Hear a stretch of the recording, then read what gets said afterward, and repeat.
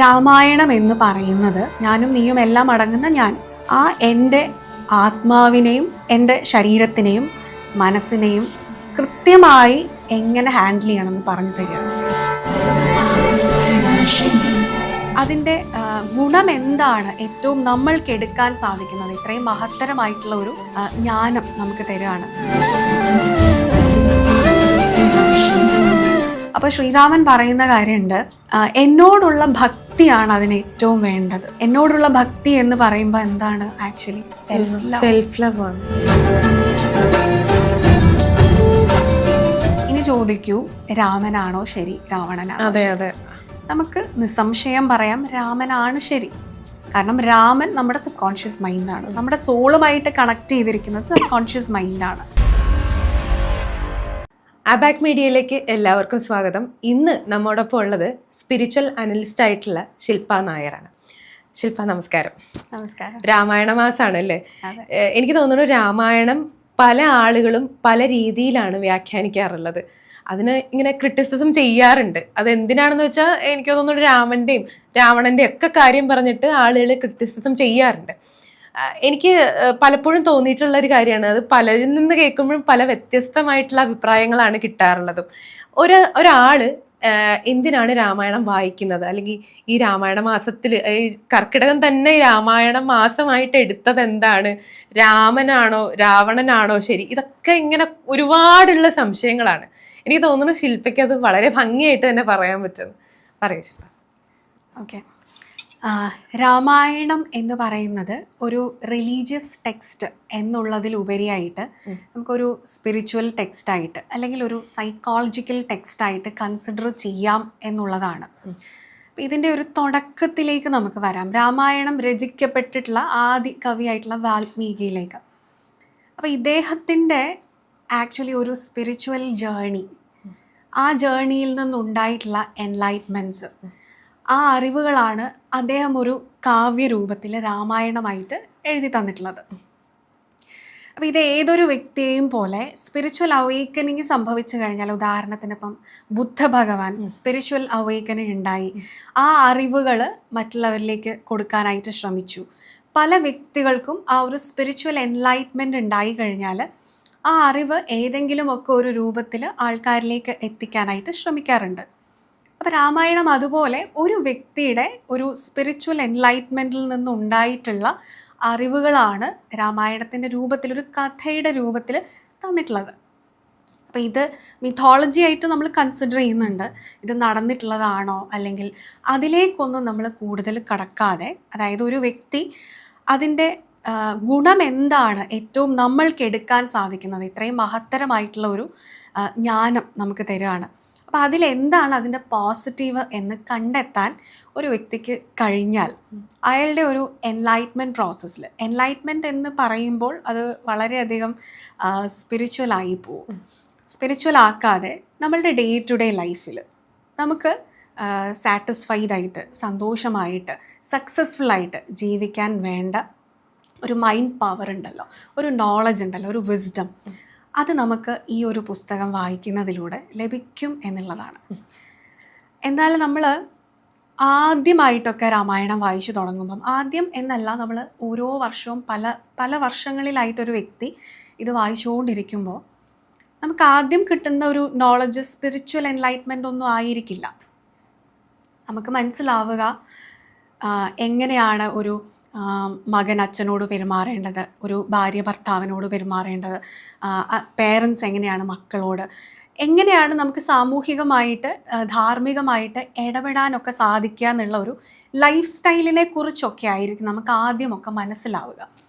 കാരണം പണ്ടേ ഉള്ള ഒരു രീതിയാണ് നമ്മുടെ കൾച്ചറിൽ, ഈ അറിവ് എന്ന് പറയുന്നത് അവരിങ്ങനെ പൊതിഞ്ഞിട്ടാണ് തരിക, ഡയറക്റ്റ് പറയില്ല, പറഞ്ഞാൽ മനസ്സിലാവില്ല.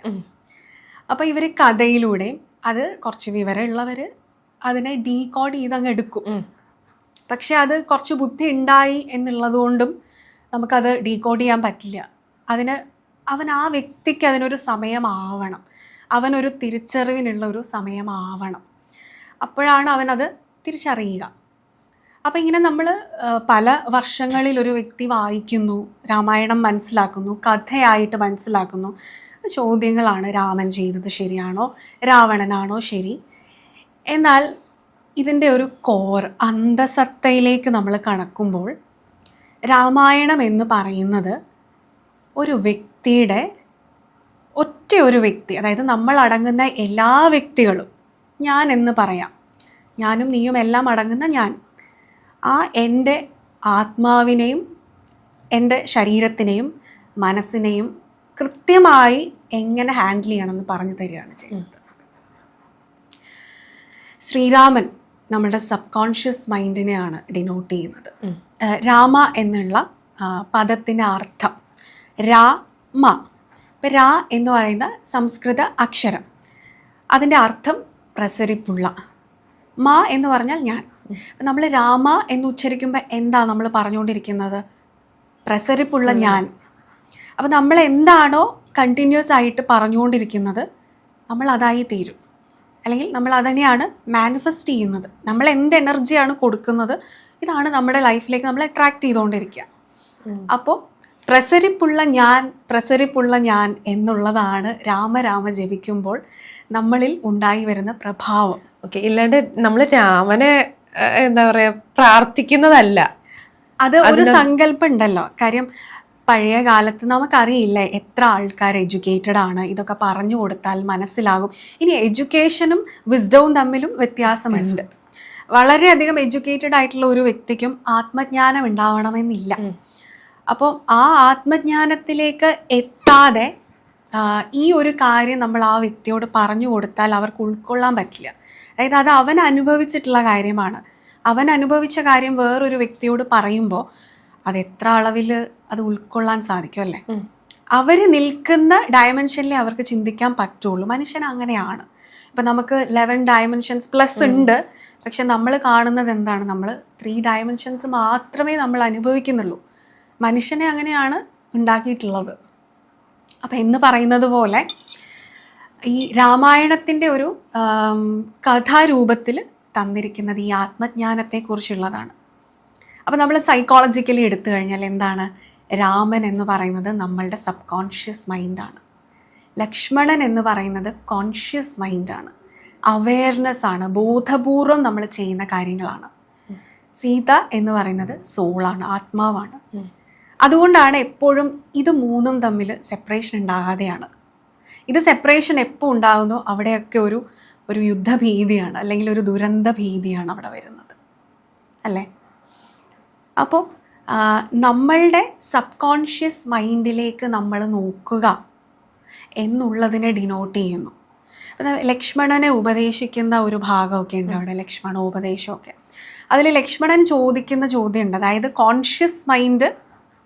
നമ്മളുടെ കോൺഷ്യസ് മൈൻഡ് ക്വസ്റ്റ്യൻ ചെയ്യുകയാണ്, എന്താണ് ധർമ്മം, എന്താണ് മോക്ഷത്തിലേക്കുള്ള പാത. നമ്മുടെ ഉള്ളിലേക്ക് നമ്മൾ ചോദിക്കുകയാണ്, നമ്മുടെ ഇന്ന വോയിസിലേക്ക് ചോദിക്കുകയാണ്, ശ്രീരാമനോട് ചോദിക്കുകയാണ്. അപ്പോൾ ശ്രീരാമൻ പറയുന്ന കാര്യമുണ്ട്, എന്നോടുള്ള ഭക്തിയാണ് അതിന് ഏറ്റവും വേണ്ടത്. എന്നോടുള്ള ഭക്തി എന്ന് പറയുമ്പോൾ എന്താണ്? ആക്ച്വലി സെൽഫ് ലവ് ആണ്. അതാണ്. അപ്പോൾ ആ സെൽഫ് ലവ് ഇല്ലാത്ത ഒരു വ്യക്തിക്ക് റേഡിയൻ്റ് ആകാൻ പറ്റില്ല, പ്രസരിപ്പുള്ളവനാകാൻ പറ്റില്ല. സെൽഫ് ലവ് ഇല്ലാത്ത ഒരു വ്യക്തിക്ക് മറ്റുള്ളവരെ സ്നേഹിക്കാനും സാധിക്കില്ല. അപ്പോൾ ആ സെൽഫ് ലവിലേക്കുള്ള നമ്മളുടെ ഇൻട്യൂഷൻ, നമ്മളുടെ ഇന്നർ വോയിസ്, നമ്മളുടെ ആത്മാവ്, ഇതിനെയൊക്കെ മനസ്സിലാക്കാനുള്ള വഴിയാണ് രാമൻ ലക്ഷ്മണന് പറഞ്ഞു കൊടുക്കുന്നത്. അതായത് നമ്മളുടെ തന്നെ ബോധം, ഉൾബോധം, ഉപബോധ മനസ്സ് മനസ്സിന് പറഞ്ഞു തരികയാണ്. അതിന് വെറുതെ ഇരുന്നാൽ മതി, മെഡിറ്റേറ്റ് ചെയ്താൽ മതി. ഇതാണ് അതിനകത്തൊരു സംഭവം. അപ്പോൾ രാവണൻ ഇതിൻ്റെ വില്ലൻ ക്യാരക്ടറാണല്ലോ. ഇത് നമ്മളുടെ എല്ലാ വ്യക്തികളുടെയും മനസ്സിന് നെഗറ്റീവ് ഇമോഷൻസ് ഉണ്ട്. ഈഗോയിസ്റ്റിക് സെൽഫ് എന്ന് പറയും. ആ ഈഗോയിസ്റ്റിക് സെൽഫാണ് രാവണൻ. അതായത് നമ്മൾക്ക് ശരിയായിട്ടുള്ള നമ്മുടെ സബ് കോൺഷ്യസ് മൈൻഡിലേക്ക് എത്തണമെങ്കിൽ ഈഗോയിസ്റ്റിക് സെൽഫായിട്ടുള്ള രാവണ നിഗ്രഹം നടത്തണം. ഈഗോയിസ്റ്റിക് സെൽഫ്, ഈഗോ പല രീതിയിൽ വരാം. വളരെ സേർട്ടിലായിരിക്കും ഒരു വ്യക്തിയുടെ ഈഗോ.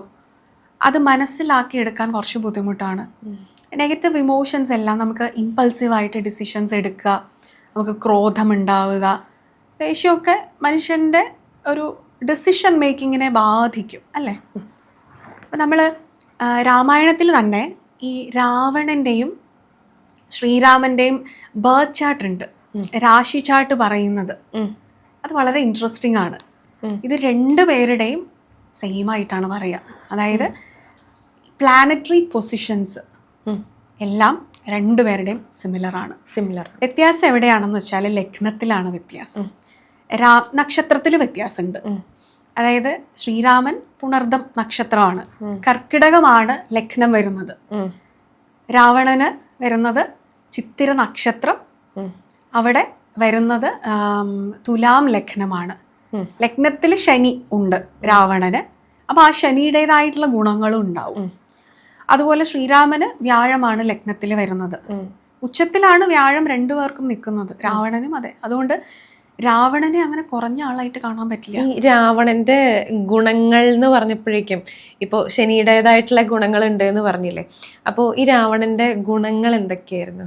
രാവണനില്ലാത്ത ഗുണമൊന്നുമില്ല, ശ്രീരാമനുള്ള എല്ലാ ഗുണങ്ങളും ഉണ്ട്. പക്ഷെ ഈഗോയിസ്റ്റിക് സെൽഫിൽ നിൽക്കുന്നത് കൊണ്ട് തിരിച്ചറിയാത്തതാണ്. അതായത് ഒരു വ്യക്തിയുടെ തന്നെ ഈഗോയിസ്റ്റിക് സെൽഫാണ് രാവണൻ. എന്താണ്? സബ് കോൺഷ്യസ് മൈൻഡാണ്, സെൽഫാണ് രാമൻ. അപ്പൊ ആ വ്യക്തിക്കുള്ള സബ് കോൺഷ്യസിലും ഈഗോയിസ്റ്റിക് സെൽഫിലും ഗുണങ്ങൾ ആ വ്യക്തിക്കുള്ളത് തന്നെയല്ലേ ഉണ്ടാവുക.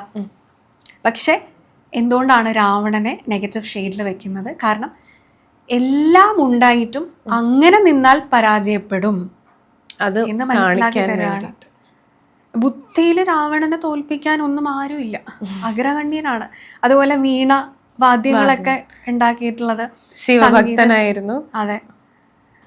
അപ്പൊ അങ്ങനെ രാവണൻ എന്ന് പറയുന്നത് അപ്പൊ ഇത് തന്നെ നമ്മുടെ തന്നെ സെൽഫിനെയാണ്. പക്ഷെ ഇത് ഒരു കഥാരൂപത്തിൽ അവിടെ അവതരിപ്പിച്ചിരിക്കുന്നു എന്നുള്ളതേ ഉള്ളൂ.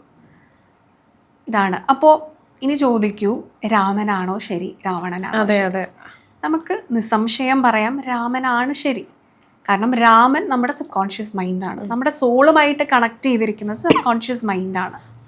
അത് പ്യോറാണ്. അവിടെ ധർമ്മമുണ്ട്, ധാർമ്മികമായിട്ടുണ്ട്, ലക്ഷ്യബോധങ്ങളും എല്ലാം ഉണ്ട്. പക്ഷെ ഡിസ്ട്രാക്ഷൻസ് ഉണ്ടാവുന്നത് എവിടെയാണ്? കോൺഷ്യസ് മൈൻഡിന് ഡിസ്ട്രാക്ഷൻസ് ഉണ്ടാവും, പക്ഷെ ഈഗോയിസ്റ്റിക് സെൽഫ് നിലനിൽക്കുന്നത് കൊണ്ടാണ് സക്സസിലേക്ക് പോകാൻ പറ്റാത്തത്. ഇപ്പൊ രാമനാണ് ശരിയെന്ന് പറഞ്ഞല്ലോ, അങ്ങനെ നോക്കിക്കഴിഞ്ഞാൽ ഈ സീതയുടെ കാര്യം കൂടെ വരുമ്പോ രാമൻ ഒരു ഉത്തമനായിട്ടുള്ള ഭർത്താവായിരുന്നോ എന്നുള്ളത് ഒരു സംശയമായിട്ട് നിൽക്കുന്നുണ്ട്. എഗെയിൻ നമ്മള് കഥാരൂപത്തിൽ പറയുമ്പോ ഭാര്യയെ ഉപേക്ഷിച്ചിട്ടുള്ള ശ്രീരാമൻ അത് ശരിയല്ല എന്ന് തന്നെ അവിടെ കാണിച്ചു തരുന്നുണ്ട്. നമ്മുടെ ഉള്ളിലേക്ക് വീണ്ടും നോക്കിക്കഴിഞ്ഞാൽ എല്ലാവരും ശരിയായിട്ട് ഒരേ ജന്മത്തിൽ പ്രവർത്തിക്കുന്നുണ്ടോ? അങ്ങനെ ഉണ്ടെങ്കിൽ നമുക്ക് പുനർജന്മങ്ങൾ ഉണ്ടാവില്ല അല്ലേ? അപ്പം നമ്മളുടെ റോങ് ഡിസിഷൻ മേക്കിംഗ് കപ്പാസിറ്റിയും അവിടെ കാണിച്ചു തരാണ്. അതായത് 5 ഇന്ദ്രിയങ്ങളെ വശംവദനാക്കി കഴിയുമ്പോഴാണ് നമ്മൾ 6ാം ഇന്ദ്രിയത്തിലേക്ക് കടക്കുക, അതായത് നമ്മളുടെ സബ് കോൺഷ്യസ് മൈൻഡിലേക്ക് കടക്കുക. അപ്പം ഇവിടെ ശ്രീരാമൻ എന്താ ചെയ്തിട്ടുള്ളത്? മറ്റുള്ളവർ പറയുന്നത് കേട്ടിട്ട് ഭാര്യയെ ഉപേക്ഷിക്കുകയാണ്. അത് നമുക്ക് കാണിച്ചു തരുന്നത് എന്താണ്? നമ്മളുടെ 5 സെൻസ് എന്ന് പറയുന്നത് എക്സ്റ്റേണലി സ്റ്റിമുലസ് ആണ്. അതായത് നമ്മൾ പുറത്തുള്ള കാഴ്ചകൾ കാണുന്നു, നമ്മുടെ ശരീരത്തിന് പുറത്തുള്ള ശബ്ദങ്ങൾ കേൾക്കുന്നു, മറ്റുള്ളവർ പറയുന്നത് കേൾക്കുന്നു. അപ്പം നമ്മുടെ ഉള്ളിൽ പറയുന്നത് ആരാ കേൾക്കുക? അപ്പം നമ്മൾ മറ്റുള്ളവർ പറയുന്നത്, നമ്മൾ നല്ലൊരു ഒബ്സർവർ ആയിരിക്കണം. 5 സെൻസസിനെ മാസ്റ്റർ ചെയ്യണം. എല്ലാം നമ്മൾ അറിയണം. അറിയാതെ ഷട്ട് ഡൗൺ ചെയ്യല്ല വേണ്ടത്, അറിയണം. എന്നിട്ട് നമ്മുടെ 6th സെൻസിലേക്ക് കണക്ട് ചെയ്തിട്ട് വേണം ഡെസിഷൻസ് എടുക്കാൻ. അപ്പോൾ നമുക്ക് റൈറ്റ് ഡിസിഷനിലേക്ക് വരും. അപ്പൊ ശ്രീരാമൻ അവിടെ ചെയ്തിട്ടുള്ളത് റോങ് ഡിസിഷൻ ആണ് എന്ന് നമുക്ക് വ്യക്തമായി തന്നെ കാണിച്ചു തരികയാണ്. നമ്മളുടെ സബ് കോൺഷ്യസ് മൈൻഡിൽ നമുക്ക് ഉണ്ടാകുന്ന കൺഫ്യൂഷൻസ് അതിനെ മറികടക്കണം എന്ന് തന്നെ കാണിച്ചു തരികയാണ്.